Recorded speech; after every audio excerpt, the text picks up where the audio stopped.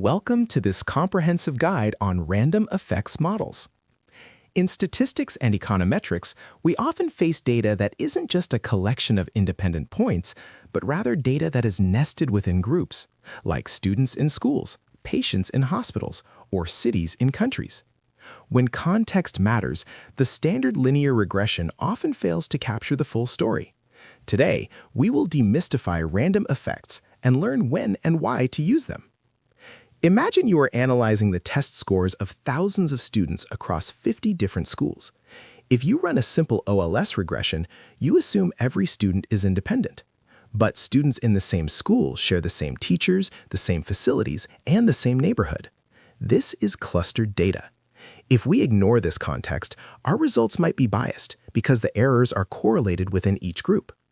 In a fixed effects model, we assume each school has its own unique fixed characteristic that shifts the score up or down. We treat each school as a specific entity we want to control for. However, in a random effects model, we assume that these schools are just a random sample from a much larger population of schools. Instead of estimating a fixed intercept for every single school, we estimate the variation between schools. Let's look at the math. In a standard model, we have y equals beta x plus epsilon. In a random effects model, we split the error term into two parts. Yij equals beta xij plus uj plus epsilon ij.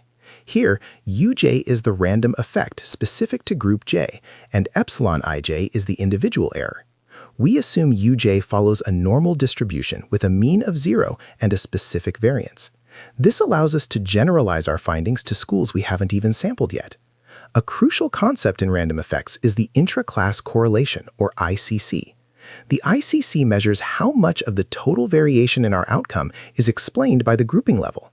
If the ICC is high, say 0.30, it means 30% of the variance in student scores is due to differences between schools, while 70% is due to individual student differences. A high ICC is a loud signal that context matters. But when do we choose random effects over fixed effects? The golden rule is the Hausman test. The fixed effects model is safer because it doesn't require the group effects to be uncorrelated with our independent variables. However, random effects is more efficient.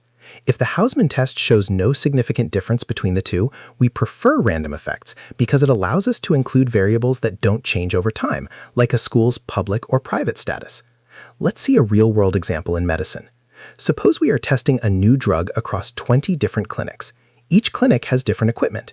If we use fixed effects, we can't measure the impact of clinic equipment type because it's constant for all patients in that clinic. Random effects, however, allows us to model that equipment effect while still accounting for the random variation between clinics. In summary, random effects models are powerful tools for multi-level data. They allow us to account for group-level variation, handle time-invariant predictors, and generalize our results to a broader population. By recognizing that context matters, we move from simple descriptions to robust, hierarchical understanding of the world.